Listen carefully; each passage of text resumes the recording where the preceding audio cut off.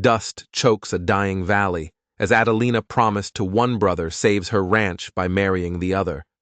A scarred rider who doesn't smile, a banker who circles like a vulture, a single sentence on a dark stare. You will share my bed tonight. Turns gossip into a vow and sparks a war for land, honor, and the kind of love that stands its ground.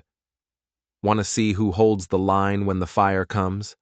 Hit play, subscribe, and tell me what you'd have done in Miller's Crossing. The heat had a way of swallowing sound in the Colorado Valley that summer, the air so dry it rasped in the throat like dust. At Miller's Crossing, where two wagon ruts met and a wind-warped sign leaned half-dead against a cottonwood, the Hart family's future was bartered as plainly as cattle. Adelina Hart stood with her hands folded tight in front of her calico skirt, her jaw set so hard it ached. Though the shade of her bonnet couldn't hide the flush of dread beneath her cheeks, she wouldn't give them the satisfaction of seeing her flinch. Nathan Kane smiled the way only a younger son could, all charm and no anchor. He was handsome in the shallow sort of way that turned heads in dance halls, but rarely steadied a plow. He took her hand like it was already his prize, squeezing warmly as if a squeeze could make a promise binding. "You'll not want for anything, Addie," he said, his voice polished smooth from years of tavern talk and easy promises. She didn't answer. She only glanced once toward the tall figure standing slightly apart, silent as a fence post. Ezra Kane, Nathan's elder by 6 years and harder by 20, bore his broad shoulders in a dark coat despite the heat. His left cheek was cut by a pale scar that pulled his mouth into a permanent half-frown. Rumor said he'd earned it fighting Apaches along the border. Others whispered Mexico. Ezra never corrected either. He stood with arms crossed, boots planted steady in the dirt, as though his mere presence was obligation enough. His eyes, the color of a coming storm, were fixed not on the deal being made, but on the horizon, as if watching for a threat no one else could see. Addie's mother leaned on her cane, coughing into a handkerchief that came away with red smears she tried to hide.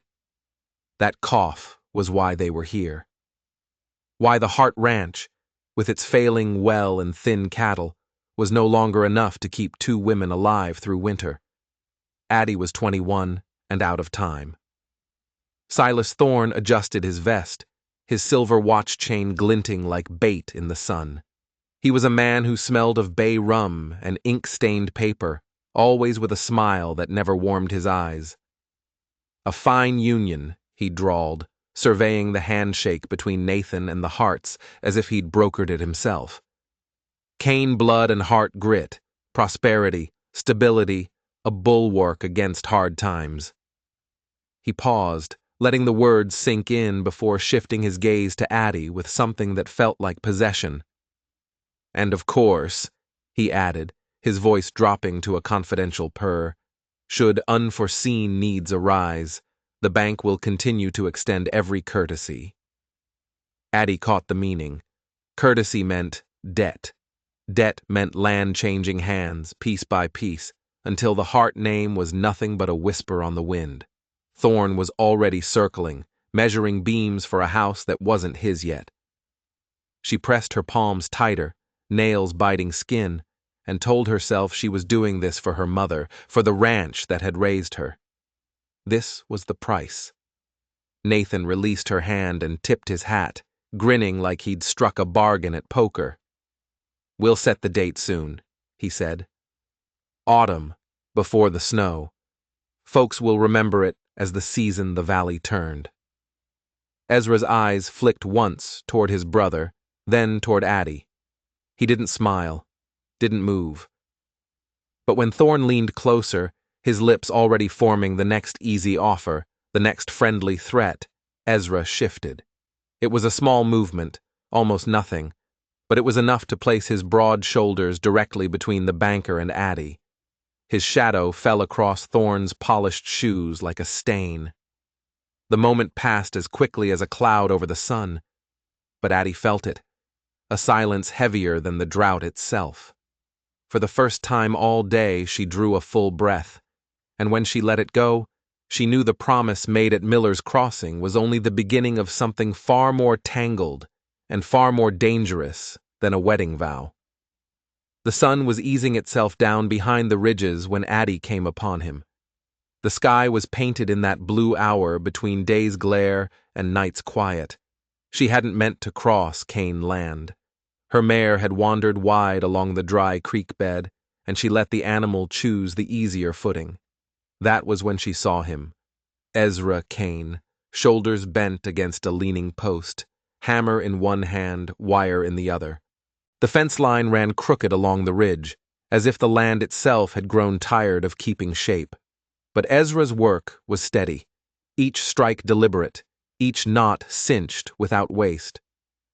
He moved like a man who'd learned that strength wasn't in sudden bursts, but in the patience to outlast stone and weather. The wind caught at his hair, dark as walnut bark, and tugged at the long coat he wore, though the evening was warm. Addie drew her horse up a few yards away, the creak of her saddle leather loud in the stillness. He glanced at her, not startled, not unfriendly, just measuring, the way one might measure a storm cloud to see if it carried rain or ruin. "Evening?" she said, lifting her reins in a polite half-wave. "Ma'am." His voice was gravel smoothed by distance, neither sharp nor inviting. He set the hammer down and pulled the wire straight, the muscles in his forearm tightening under sun-browned skin. She watched him a moment longer than courtesy allowed, then dismounted, the dry grass crunching under her boots. "That line's been leaning near 2 years. 3, he corrected, driving a staple into the wood with one clean stroke. "Nobody bothered till now." She bristled, without knowing why. Maybe nobody had the time. "Time's a matter of choosing," he said. He straightened then, wiping his brow with the back of his wrist, and looked at her fully. His eyes carried a storm she couldn't name. Gray shot with pale light, the kind that promised thunder, but held it back, waiting. She felt pinned by that gaze, as if he could see right through the careful walls she'd built around her heart. She thought of Nathan, his laughter ringing too loud in saloons, his promises about new wells and better cattle spoken with the easy charm of a man who believed tomorrow would shape itself around him. And here was Ezra, setting crooked things straight without an audience, without a smile. "You think this drought breaks?" she asked finally, the question feeling small against the vast, empty sky. "Not this season. Maybe next." He tested the wire, nodded at its tightness. "Water's life out here. Always has been. Cattle, grass, people. It all goes where the water goes. Everything else is noise." She found herself staring at his scar, the pale line that pulled his mouth into something close to a scowl. Yet when he spoke of water, of what lasted, there was no bitterness in it. Only fact. Only steadiness. She wondered what it would feel like to lean on something that solid.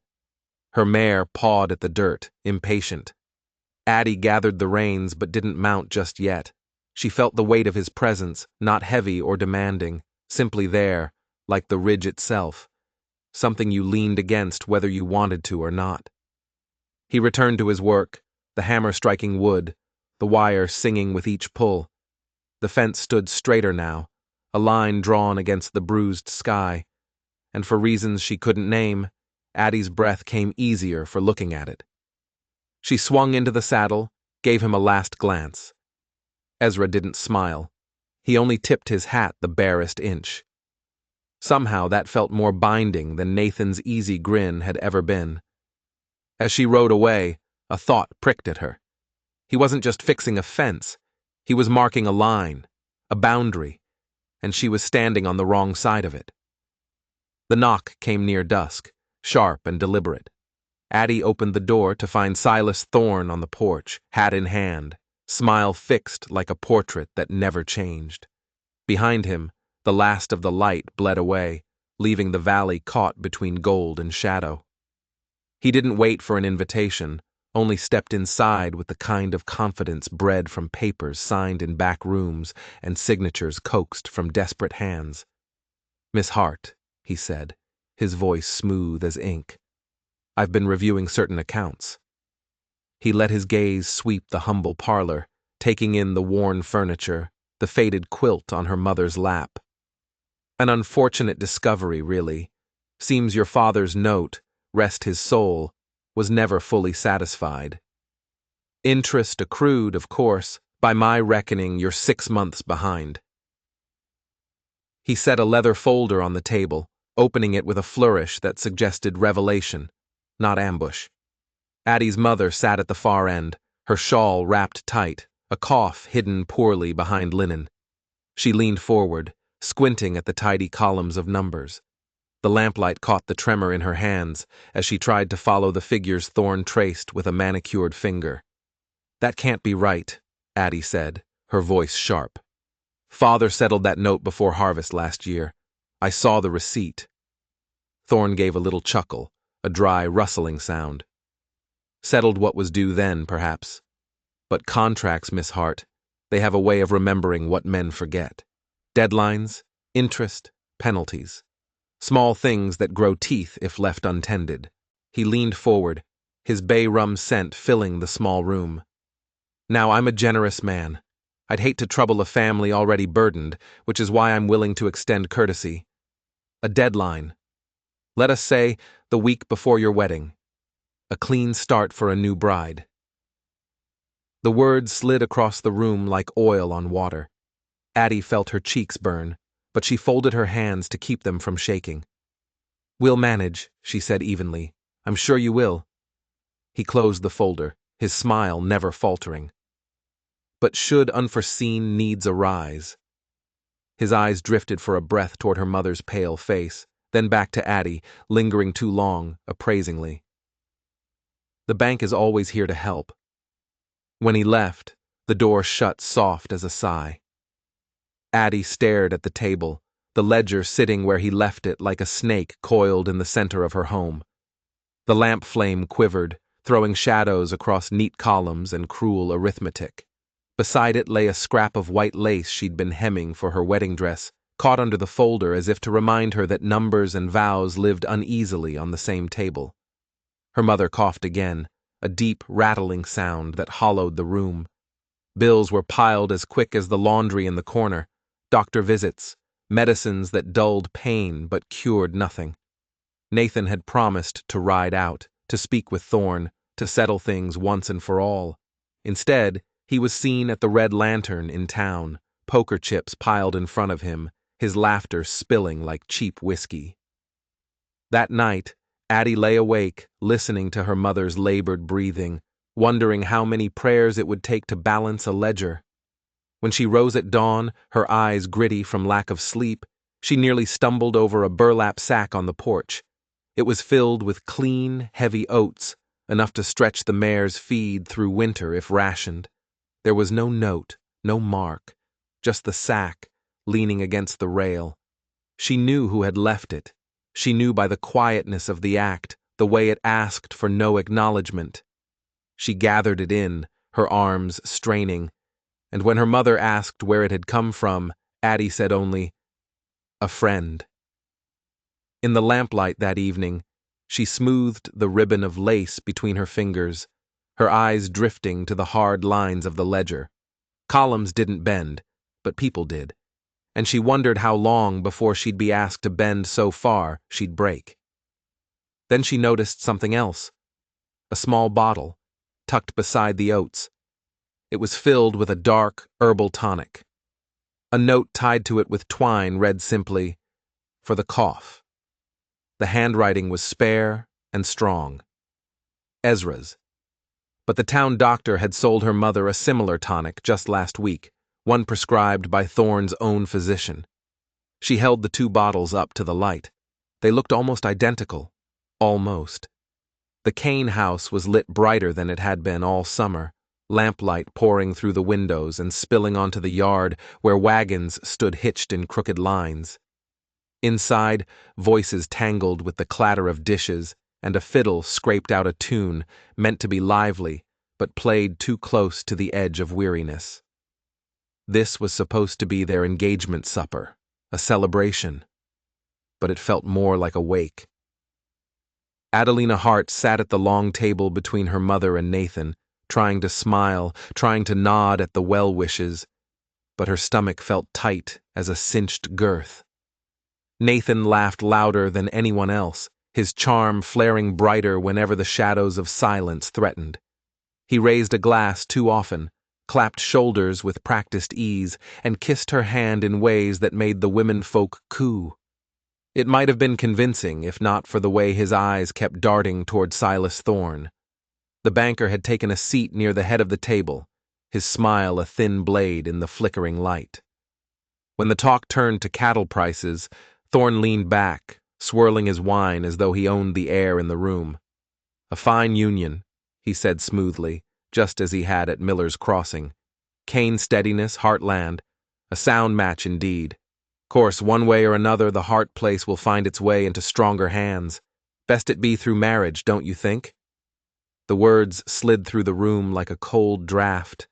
The fiddle stumbled mid-bow and fell silent. Addie felt her throat close, but before she could reply, Nathan forced a laugh, too high and thin. "Now, Silas, you do love to jest.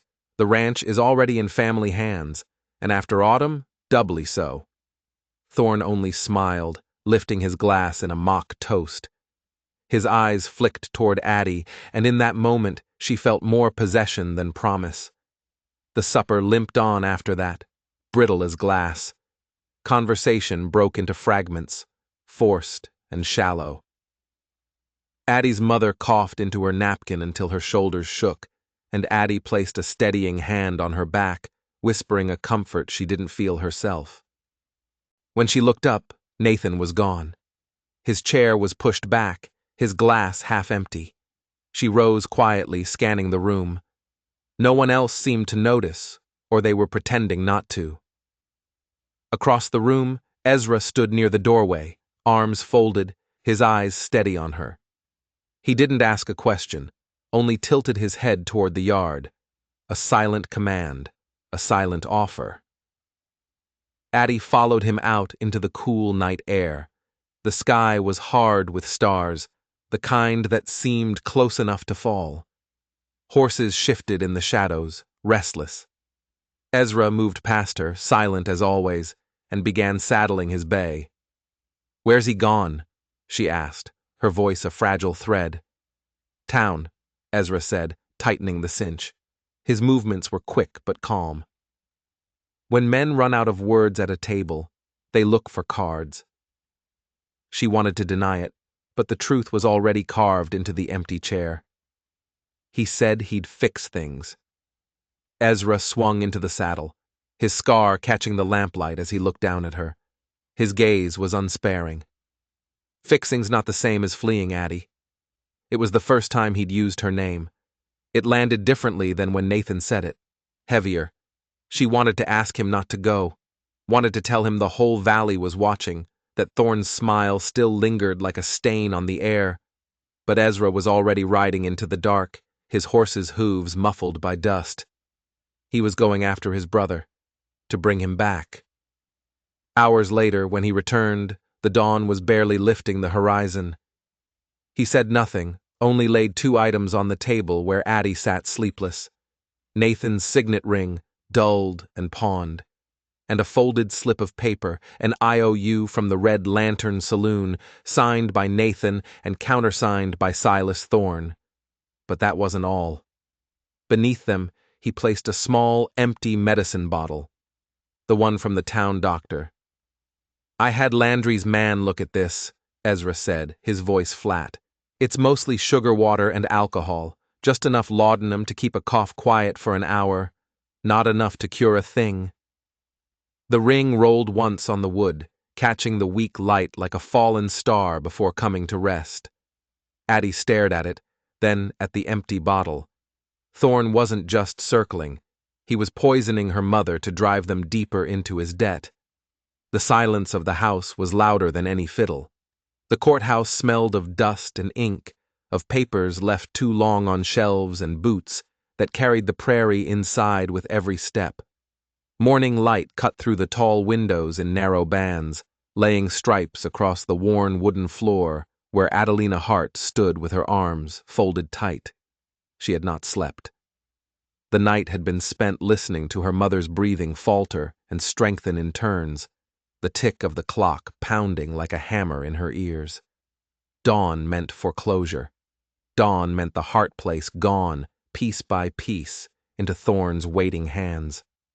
Ezra had come before sunrise, his boots damp with dew, his jaw set hard as stone. He didn't waste time with courtesy. "There's one way to hold him off," he'd said, his voice carrying the weight of decisions made in darker places than Cedar Falls. Addie had stared at him, the scar on his face pale against the shadow of his beard. "And what way is that?" "Marry me. Today." The words were blunt, unadorned. "He can't foreclose on land tied into Kane Holdings. Not without a fight in federal court he can't win." She had laughed then, a sharp, tired sound. "You think vows are a shield against a man like Thorne?" Ezra hadn't flinched. "It's not vows he fears. It's paper, signatures, binding law." He took a step closer. "He's been killing your mother slowly with that fake medicine.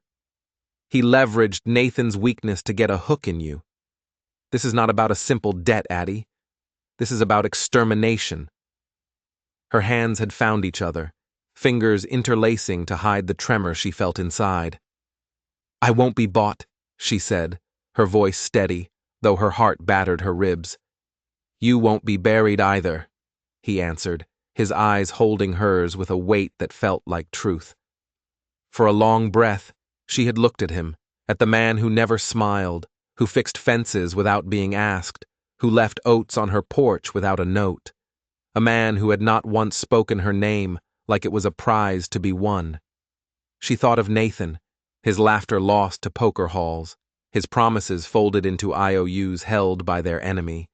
She thought of her mother, coughing in her bed, of the ranch soil cracked open with drought, of a small bottle of poison, and then she breathed out the word that changed everything. "All right." Now she stood in the courthouse facing Sheriff Dors Landry. The sheriff was a woman of 50 years with steel-colored hair coiled beneath her hat, her eyes as sharp as any rifle barrel. She looked from Ezra to Addie, then to the small knot of townsfolk who had drifted in to watch, their curiosity sharper than pity. "Are you certain?" Landry asked, her voice flat, offering no comfort, only a final chance to turn back. Addie lifted her chin. "I am." Ezra's answer was a simple nod. The sheriff pulled a small Bible from the shelf behind her desk, setting it atop the stack of foreclosure claims that Thorne had filed just an hour before. The sight struck Addie harder than she expected. Holy words pressed against the paper, meant to strip her life away. Landry opened the book, her hands steady as she spoke the words of binding. Addie's voice did not shake when she repeated them. Neither did Ezra's. They spoke without flourish, without music, without flowers. Only 2 signatures in brown ink marked the end of one life and the beginning of another. When it was done, Thorne himself appeared in the doorway, his vest immaculate, his expression a mask of sour disbelief. He glanced at the Bible, at the papers beneath it, at the ink still drying. His smile, this time, carried no blade. It was the look of a man who had been outmaneuvered. "Mrs. Kane," he said, testing the name as though it might splinter in his mouth. Addie met his gaze and did not blink. For the first time since Miller's Crossing, she felt the ground firm beneath her boots. Thorne's eyes narrowed, a flicker of cold fury in their depths. "A clever move," he hissed, his voice low enough that only she and Ezra could hear. "But a cage is a cage, no matter who holds the key. You'll find my walls are higher than yours." The courthouse was silent, but for the scratching of Landry's pen signing the marriage certificate. And in that silence, Addie knew the fight was only beginning, but she was no longer fighting it alone. The house was too small to contain the voices of the town. Every word Addie had overheard at the general store, every glance thrown sharp as a knife, seemed to follow her home and echo against the walls. Whispers traveled faster than the wind in Cedar Falls, and now they burned hotter than the stove in her kitchen. Widow Hart's daughter marrying in haste. Nathan's brother, stepping in like a hired hand filling a slot. Ezra Kane, dragging his scarred shadow across a woman's good name. Her mother dozed fitfully on the settee, her cough softened by the real medicine Ezra had procured. Addie fed the fire until it glowed deep red, though her hands shook as she set each log. Ezra sat in the rocker across the room, boots planted solid, saying little. He always said little, but she could feel the weight of his presence pressing against her, like the steady heat of an iron left too close. The whole arrangement felt fragile, a house of cards built to withstand a hurricane. When she could bear the silence no longer, she rose. The stairs creaked beneath her steps, each one louder than the last. At the landing, she turned. He was still there, head bowed, hands laced together, as if the very air in her parlor was another burden he had agreed to carry. Her voice surprised even herself, raw and clear. "You will share my bed tonight." The words dropped into the room like stones in still water, sending ripples that would never fade. She did not speak them as surrender, nor as invitation. They were a claim, plain and deliberate. If the world insisted on gossip, she would stake her own truth in front of it. This was her house. This was her husband. This was her line in the sand. Ezra's head lifted.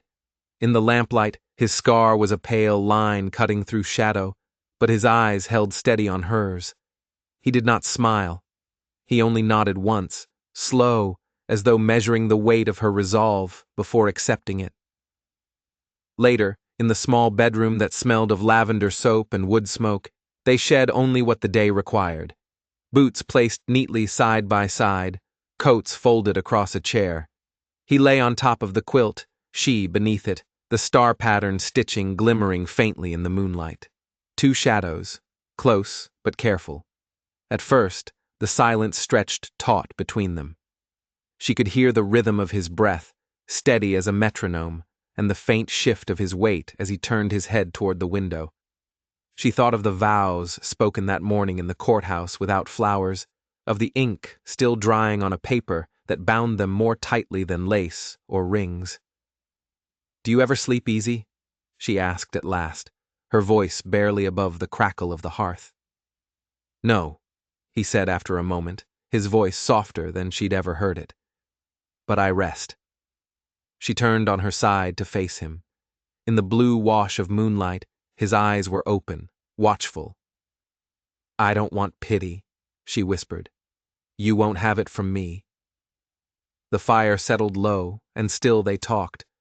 Of fences and cattle, of storms that could ruin a season, of books she once read aloud to her father. He spoke of the long miles he had ridden where no law held, and the quiet rules a man makes for himself when there are no others. His words were spare, but each carried weight, hammered true like nails into sound wood. When the last ember winked into ash, they did not move closer, but neither did they pull away. What they shared that night was steadier than heat, quieter than hunger. The simple vow of two souls keeping watch, breath for breath, in the same darkness. And for the first time in weeks, Addie slept without waking at every sound, knowing she was no longer standing guard alone. She didn't realize until she was drifting off that he had positioned himself so that he was between her and the door, a silent, sleeping guardian. The wind smelled wrong before Addie saw the glow. A dry, bitter tang carried across the north pasture, sharper than wood smoke, riding the kind of night breeze that never boded well. She dropped the bucket she'd been filling at the pump and lifted her head toward the hills. The horizon flickered, orange licking against the black. A shout tore across the yard. Ezra was already saddled and riding hard when she caught up to him, her skirts hitched in both fists, hair tumbling loose from its pins. They reached the ridge together and looked down into chaos. It wasn't just a fire, it was an attack. Fences were slashed open, cattle were bawling as they scattered into the dark, and a jagged line of fire crawled low and hungry through the cheatgrass, deliberately set to drive the panicked herd toward the narrow canyon at the edge of their property. It was a trap, designed to maim or kill half the stock. There was no time for questions. Ezra swung down, grabbing water pails from his saddle and thrusting one into her hands. Keep the line from jumping the break. That's all that matters. His voice was calm, but his eyes burned hotter than the fire. They worked shoulder to shoulder, sweat and smoke clinging to them as they fought to hold the flames. Addie's arms ached with every throw. Each bucket seemed to be swallowed by sparks, but she kept at it, her teeth clenched, her lungs searing. Ezra hauled branches across the fire break, beating down flare-ups, his shirt soaked dark, his face streaked with soot. For hours it felt like fighting a living beast, one that hissed and lunged with every gust of wind. Addie's throat was raw, her eyes streaming, but she refused to quit. Ezra's shadow moved beside hers, steady, relentless, as if his body had no room left for surrender. At last, the fire starved itself against the blackened ground, leaving behind nothing but smoke and glowing ash.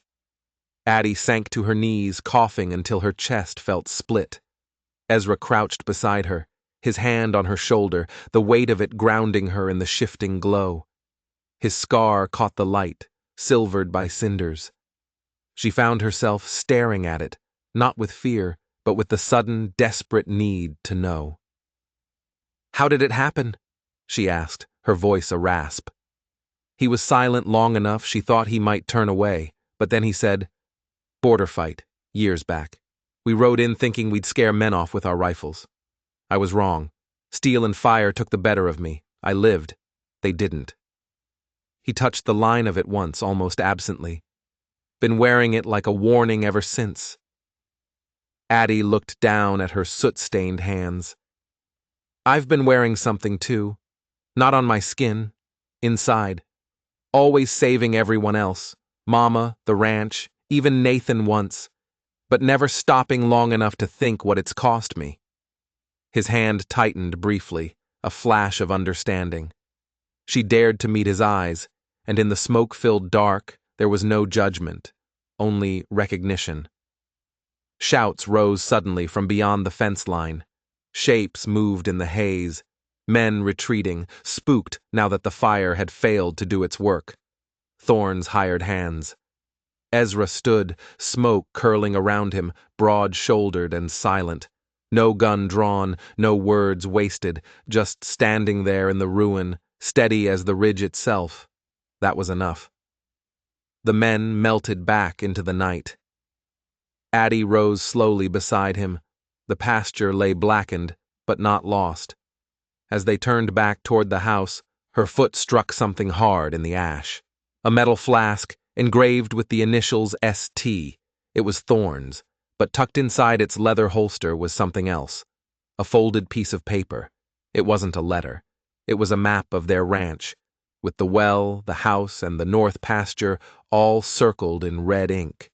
And scrawled at the bottom was a single, chilling word: collapse. The wind slipped through the half-open window, riffling the loose stack of papers on Addie's desk. She pressed them down with a hand, meaning only to neaten the clutter of bills and accounts. But her fingers brushed something folded tight, wedged between the covers of her father's old ledger. The paper was different, thicker, yellowed, sealed in haste. Her name was written across the front in Nathan's hurried scrawl. Her breath caught.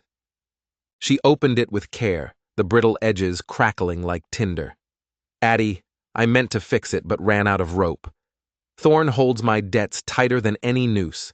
I gave him your note to buy time. I thought he'd let me square it at the tables. Instead, he set the hounds loose. By the time you read this, you'll likely know I failed. I never meant to leave you the mess." Then the words bled in places where his hand had pressed too hard, the ink blotting with shame. Addie read it twice, then a third time, until the truth seared through her like smoke. The arrears had not been an accident or an oversight. It had been planned, orchestrated by Thorne, who had dangled Nathan's recklessness like bait on a hook. The whole marriage proposal had been a sham, a way for Thorne to get a legal claim through a proxy he controlled. She carried the letter out to the barn where Ezra was mending tack by lamplight.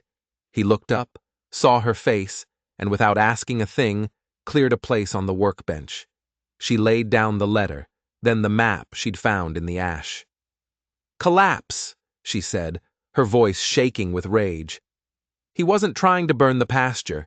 He was trying to collapse the old mine shaft that runs underneath it, the one that feeds our well. Ezra's face went hard as granite. He picked up the map, tracing the lines with a calloused finger. "He cuts off your water, the ranch dies in a month. He buys it for pennies at auction." He looked from the map to the letter. This is his whole plan. But there was more. Driven by a cold certainty, Addie went back to her father's desk. Not the ledger on top, but the one hidden beneath a loose floorboard, the one she hadn't looked at in years. She pieced it all together over long nights. Deeds signed to shell companies. Valuations of neighboring ranches cut down to half their worth. Transactions repeating like echoes, always ending in Thorne's hand. Her father had been investigating him before he died. He knew.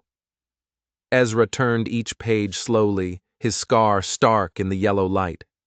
"Names," he said finally. "Different fronts, but the handwriting on the approvals, it's his."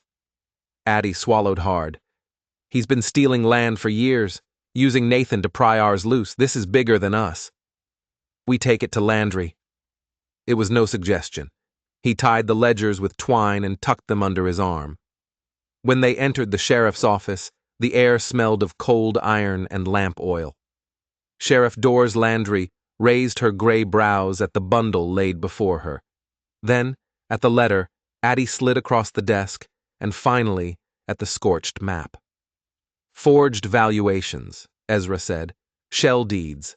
The map proves intent to destroy property. The letter proves he tied Nathan to the heart note on purpose. A snare, not an accident." Landry's jaw tightened. If this holds, it's conspiracy and fraud on a scale this county hasn't seen. She closed the ledger with care, as though it might burn her fingers. "I'll need witnesses, testimony." Before Addie could answer, the door creaked open. Nathan stood there, gaunt, his eyes red-rimmed, the smell of whiskey clinging to him like defeat. He swayed once before steadying himself on the frame. "You don't need testimony," he rasped. "I'll give you the truth." Addie's throat closed. He looked smaller somehow, stripped of his charm and bravado. "Nathan." He held up a shaking hand. "I thought I could win it back, thought I could outplay him. Instead, I signed you over like a fool. I've ruined us." His voice cracked, and he lowered his head like a boy awaiting judgment. Ezra rose, slow and deliberate, and stepped toward his brother. Addie braced for anger, for condemnation. But Ezra only set the ledger aside and asked, his voice quiet as rain, "Then tell it all. Every deal, every hand you lost, every lie he sold you. Give us the truth, Nathan. That's how we put this right." Nathan's shoulders shook, but he nodded. And as he began to speak, the draft from the window stirred the papers on Landry's desk once more. The letter, the ledger, the map, the lie, all bound now by three names, inked to one man's sin. The sun hung straight overhead, flattening Cedar Falls into a glare of dust and silence. Every storefront spilled its watchers onto the plank walks, women with aprons still dusted in flour, men with shirt sleeves rolled high, children shushed into stillness. High noon. And all eyes turned to the wide street where the bank doors swung open. Silas Thorne stepped out first, waistcoat buttoned tight, gold watch chain glinting like he was master of the hour. He raised his chin and found his stage, but before his voice could fill it, Sheriff Doris Landry mounted the steps beside him. She unrolled a paper, her voice carrying clear as church bells. By authority, vested in this office and witnessed by federal warrant, charges are read against Silas Thorne. Fraud, conspiracy, coercion, attempted destruction of property, unlawful foreclosure. She didn't look at the paper. She looked right at him. Documents and testimony have been placed in evidence. Witnesses stand ready. The crowd murmured. A wagon creaked. A horse stamped. Thorne's smile cracked into venom. Lies, he hissed, concocted by a box of dusty ledgers and a drunkard's son, by a scarred brute who hides behind a sham marriage, by a girl too foolish to know she was promised to one brother and stolen by another. The words burned hot in the dry air, meant to shame, meant to stain. Addie felt the whole town lean toward her, their eyes hungry, waiting for her denial or collapse. Instead, she stepped forward, her skirts brushing the dust, her voice ringing truer than any bell. "I am not a prize," she said, every syllable iron. "I am a wife by my own choosing, by vows spoken before God and by ink signed in law. No man bought me, no man stole me. I walked on my own 2 feet into that courthouse, and I stand by them now." The silence that followed was thicker than thunder. Thorne's face flushed red, his lips curling back, but no words came. The town had heard her. The truth had found air. From the far edge of the crowd, Nathan staggered forward, his eyes hollow, shame still fresh on his skin. His hand trembled as it brushed the butt of his revolver. "You ruined us," he muttered, "not at Addie, not at Ezra, but at Thorne. You used me like a card in your game." The crowd shifted, unease rippling through them. Ezra moved then, steady as always, his boots slow on the planks until he reached his brother. Nathan's fingers curled around the gunstock, halfway to fury, halfway to despair. Ezra's hand came down over his, firm but gentle, pressing the barrel down before it cleared the holster. "No," Ezra said, his voice low, meant for Nathan but carried far enough for all to hear. "Not this way." Nathan's chest heaved. His eyes darted from Thorne to Addie to Ezra, and at last the fight went out of him. The revolver slipped back into leather. Ezra's hand remained a heartbeat longer, steadying until Nathan's hand let go. Sheriff Landry gave the signal. Deputies moved in. Iron clinked on Thorne's wrists, and the banker's bluster curdled into spit and curses that the wind carried away. On the plank walk, the family stood. Addie, her chin high, Nathan, shaken but unarmed, and Ezra, a silent, steady wall between them. The town held its breath, watching not just justice, but something deeper. The moment a family chose courage over spectacle, and truth over fury. Boots scuffed on the boards, whispers rose like grass after rain, and Cedar Falls knew it had seen a reckoning. The valley breathed again once Thorne's carriage rattled away with him in irons. The dust of his passing settled slow over Cedar Falls. For the first time in months, the air felt clear, the horizon wide. Fences still needed mending, cattle still strayed, and winter loomed hard as ever, but the fear that had gnarled every conversation had loosened its grip. The heart note lay voided in the courthouse, a bundle of worthless paper at last. Nathan Kane stayed.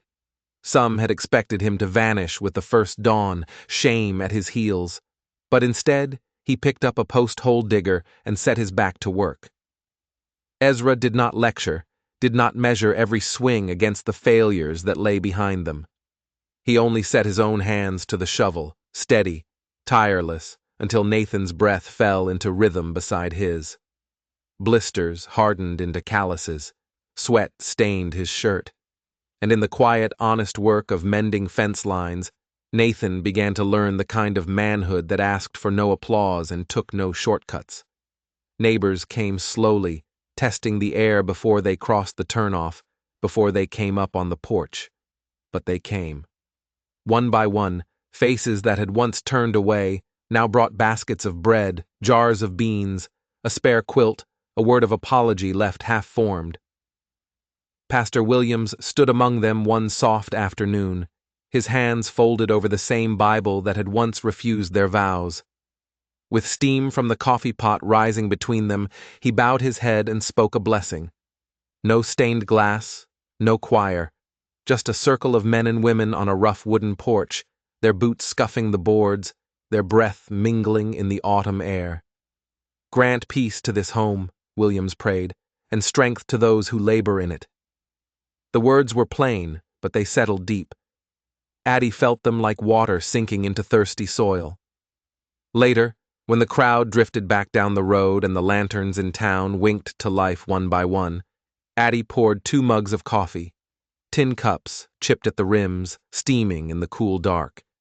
She carried them upstairs where Ezra waited, the lamplight low, the star quilt folded back. They sat side by side, boots off, shoulders brushing, the quiet as full as any music. Outside, the fence they had fought to save ran straight across the horizon. No breaks, no signs of fire, just a line holding steady, stars pricked through the velvet sky, sharp and countless. Addie turned, her hair falling loose around her face. "Any regrets?" she asked, her voice soft, with more curiosity than doubt. Ezra looked at her, the scar silver in the moonlight, his hand closed around hers, warm and sure, as if it had always belonged there. "Only that I didn't knock sooner," he said. Her breath caught, but then she laughed, a quiet sound, one that settled into the rafters like something that had been missing all along. They lay back beneath the quilt, not as a shield or pretense, but as husband and wife. Their prayer spoken not in words, but in the steady rise and fall of shared breath. The night held them, and the valley, at last, held peace. If you enjoyed this story, click the video on your screen now to watch another unforgettable tale where courage and destiny collide in the untamed frontier. Don't forget to subscribe and consider a super chat to help us keep bringing you more stories like these.